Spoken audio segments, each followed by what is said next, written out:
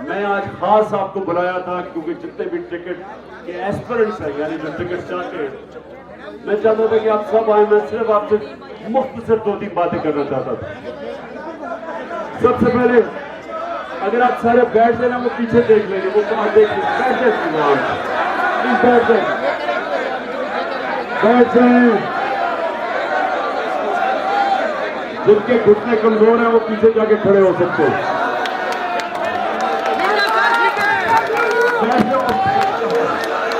बैठ जाओ प्लीज, बैठ जाओ, बैठ जाओ, बस बस। अच्छा जी, सुने जरा मेरी बात। खामोशी खामोशी, अब सुने। देखिए, मैंने आज आप सबको दावत इस वजह से दी कि ये पाकिस्तान की तारीख का सबसे अहम इलेक्शन है। ये फैसला कुन वक्त है पाकिस्तान में। सारी पाकिस्तान की पॉलिटिकल पार्टीज एक तरफ, तहरीक इंसाफ एक तरफ। उनके साथ बदकिस्मती से इस वक्त एस्टेब्लिशमेंट भी है, लेकिन हमें उम्मीद है कि उनको अकल आ जाए और वो अवाम के साथ खड़ी हो।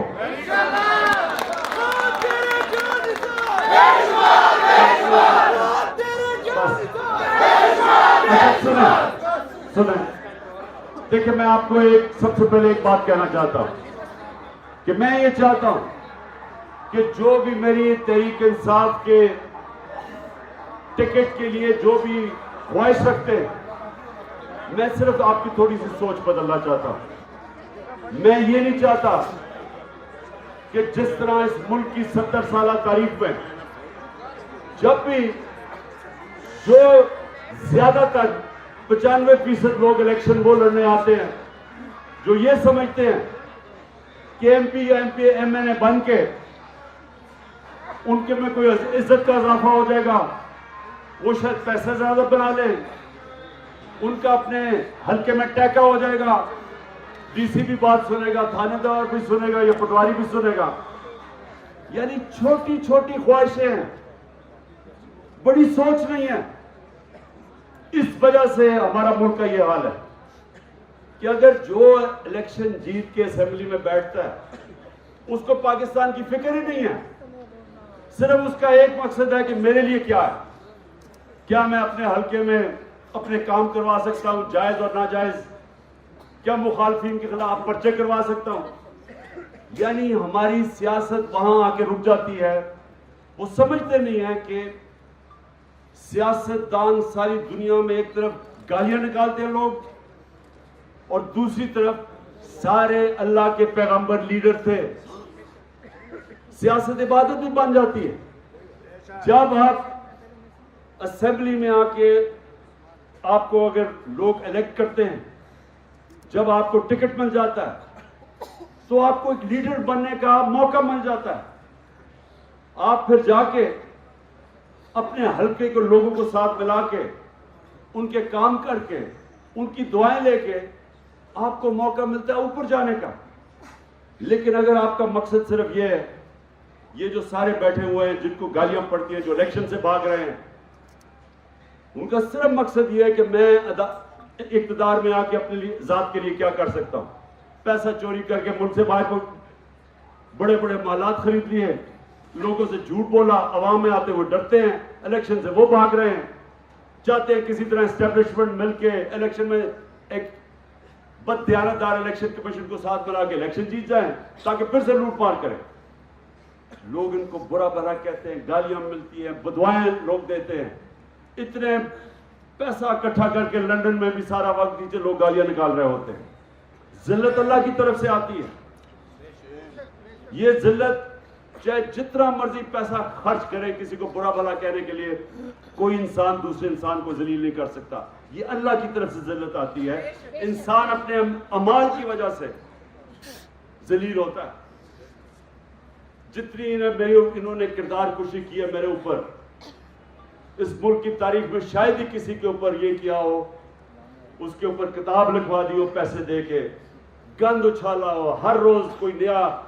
वो शुक्र है अब अल्लाह हक है ना आपके सामने होगा कि इमरान खान को घड़ी घड़ी घड़ी कह के वो पता चला घड़ी किधर गई है, चोरी किधर हुआ, गाड़ियां चोरी हो गई।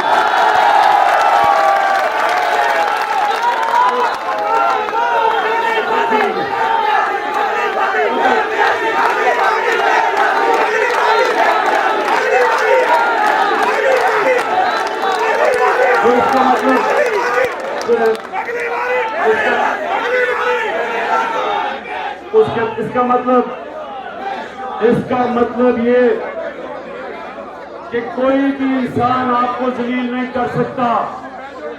इंसान अपने अमाल की वजह से अपने आप को तबाह करता है।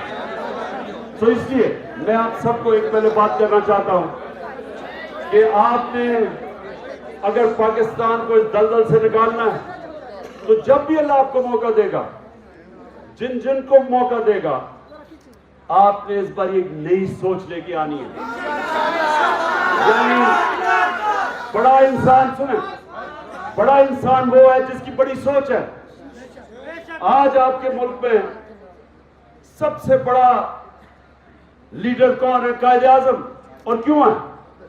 क्योंकि कायदे आजम अपने लिए नहीं उन्होंने पाकिस्तान बनाया।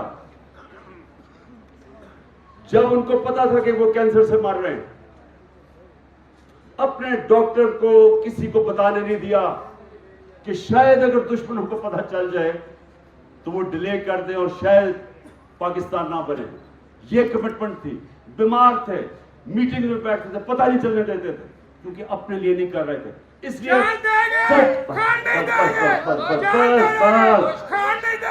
जब तक, और इंशाल्लाह हमेशा हमारा मुल्क रहेगा, लोग हमेशा कायदे आजम को दुआएं देंगे, उसका लीडर मानेंगे उसे, क्योंकि उसने अपनी जात के लिए पाकिस्तान नहीं बनाया था, पावर के लिए नहीं बनाया था।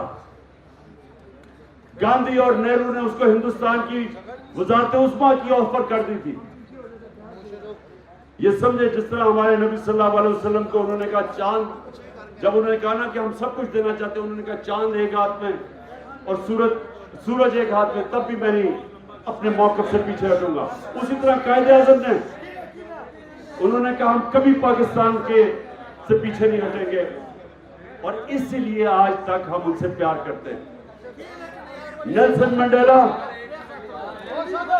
27 साल जेल में रह के सब मुखालफिन को माफ कर दिया, क्योंकि वो अपनी जात के लिए नहीं था, साउथ अफ्रीका में आजादी के लिए खड़ा था। जब तक साउथ अफ्रीका रहेगा, मंडेला को लोग प्यार करेंगे। और इमरान खान को भी।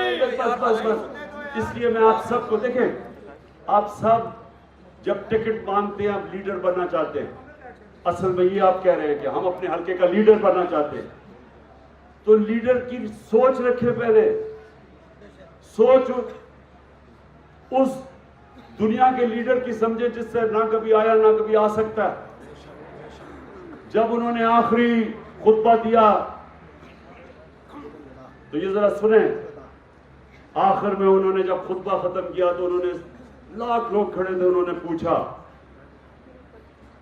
कि अल्लाह के सामने गवाही दो कि मैंने पूरी ईमानदारी से अपना पैगाम तुम्हें पहुंचाया।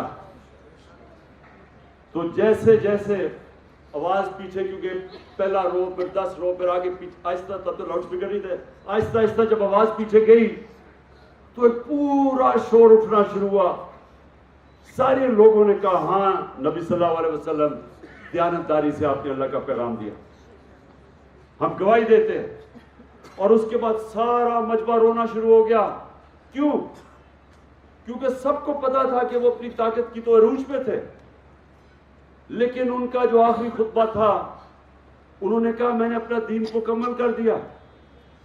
और सारों को ये एकदम आया कि ये तो सिर्फ एक अल्लाह का पैगाम देने आए थे, जात के लिए नहीं आए थे। रोना शुरू कर दिया कि शायद आप दुनिया से चले जाएंगे। इसलिए मुसलमान उनके लिए मरने के लिए तैयार है। ये प्यार है उनका।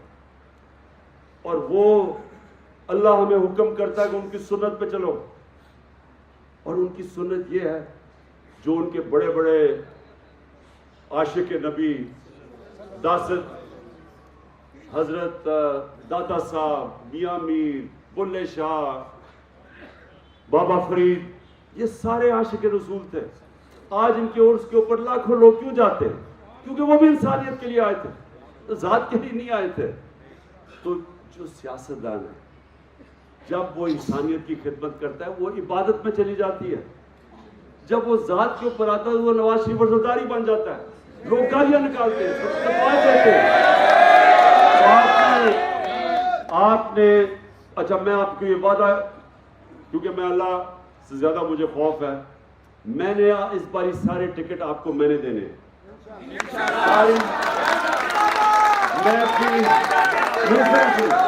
मैं अपनी पूरी कोशिश करूंगा। इंसान से गलतियां होती है, लेकिन मैं पूरी कोशिश करूंगा कि मेरिट के ऊपर और मैं जो समझता हूं उनको मैं टिकट दूंगा। लेकिन मैं इंटरव्यू भी आपको करूंगा भी, लेकिन मैं सिर्फ आपको ये कहना चाहता हूं, जिनको नहीं मिले टिकट, मैं आज आपको सिर्फ ये कहना चाहता हूं, आपने हमारे जिहाद का हिस्सा बनते रहना। आपने ये नहीं कि जी मैं खड़ा हो जाऊं, आपने अपने आप को शिकस्त नहीं देनी। क्योंकि अब मैं आपको बता दूं, कोई जमात अब तहरीक इंसाफ को इंशाल्लाह नहीं हरा सकती। सिर्फ मुझे डर तहरीक इंसाफ का तहरीक इंसाफ से, वो शायद आपने, और मेरा ये वादा है कि आप सबको हम अपने साथ रखेंगे। मैंने कमिटीज बना दी हैं, जो पूरी, जैसे ही टिकट, मैंने सुना जरा मेरी बात, एजाज चौधरी पंजाब में, उधर ऑन पपी, और फिर ब्रिगेडियर मुसद्दिक को मैं लेके आया हूं। मकसद इन कमिटीज का ये होगा कि वो सारे जिनको टिकट नहीं मिलेंगे, पहले से तय कर देंगे कि हम आपको और किधर किधर एडजस्ट करेंगे। हजारों महकमे होते हैं, यानी सारे, आप अंदाजा नहीं लगा सकते कितने हजार हमारे पास महकमे होते हैं, जिधर हम पहले से आपको तैयार करेंगे, हम उनको एडजस्ट करेंगे उधर। और इंशाल्लाह मैं केपी का उधर भी मैं पूरी टीम बना रहा हूँ, आजम स्वाति की, अली मोहम्मद की, और मुराद सईद की। उनका भी काम होगा लोगों को एडजस्ट करना। पहले से ही, इलेक्शन से पहले से हम आप सबको एडजस्ट करेंगे। बंदियात इलेक्शन में नहीं, महकमे बहुत है, महकमों में आपको डालेंगे। मैं सिर्फ आपको भी कहना चाहता हूँ, आप सब ने हमारी टीम का हिस्सा बन के रहना। ये जहाज है और सब इंशाल्लाह लड़ेंगे।